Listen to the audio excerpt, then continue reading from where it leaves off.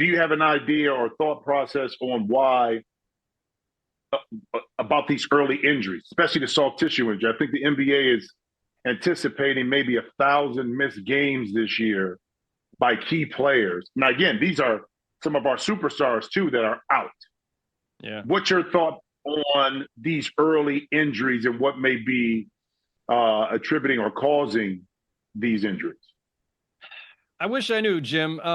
The league wishes it knew. All the various well-paid medical professionals across the league wish they knew, right? We are living in a time where there is more sports science, more gadgets, more studies, more ability to measure what a player is going through than there ever has been.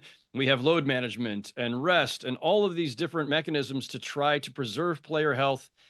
And the NBA over the last 7-8 years has made the schedule more efficient and more player friendly, eliminating a lot of back-to-backs, eliminating 4 games in 5 nights, all of these measures taken to try to minimize the number of injuries and games lost. And yet here we are. I mean, like, the list of guys out right now is staggering.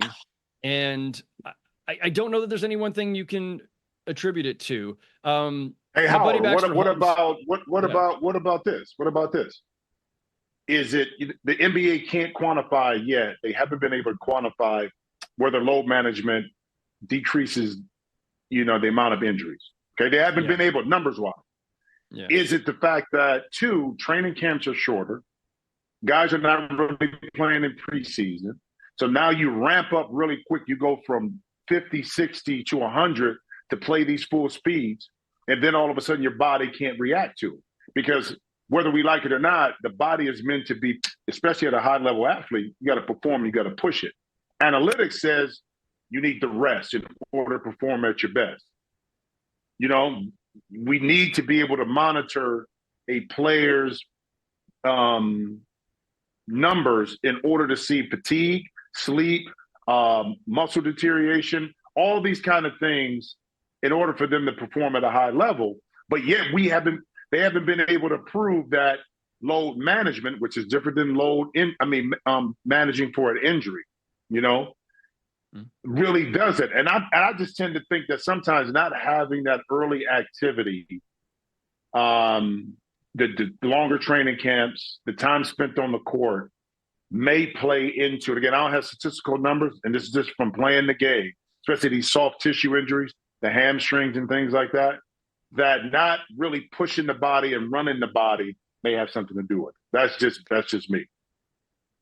It's not just you though, Jim. I mean, I've heard plenty of people around the league kind of posit that same theory that really what we need is to, go back to a philosophy of making sure that you build up everybody's endurance and not giving them all this rest, and that maybe the rest and all the load managing is backfiring.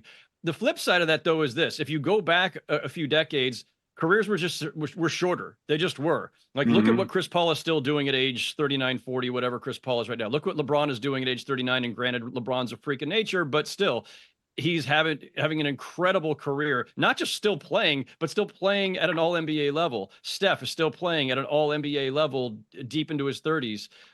So if you wanted to start, comparing and contrasting past eras, the thing you would point to today is that guys in this era are playing longer and at a higher level longer than a lot of their predecessors. Guards especially used to just fall off a cliff in their early to mid 30s and then they were done. So, where all that lands, what the truth is amid all of this conflicting data, I'm not smart enough to know. I never did finish my degree in medicine, kinesiology, or any other of those disciplines. But I would say it's safe to say that the league and all of its various medical professionals are still trying to sift through all this and figure out what the right balance is. Check out new episodes of The Jim Jackson Show every Thursday. Watch on The Rich Eisen Show YouTube page. Follow the show on Instagram @Jim Jackson Show, or listen wherever you get your podcasts.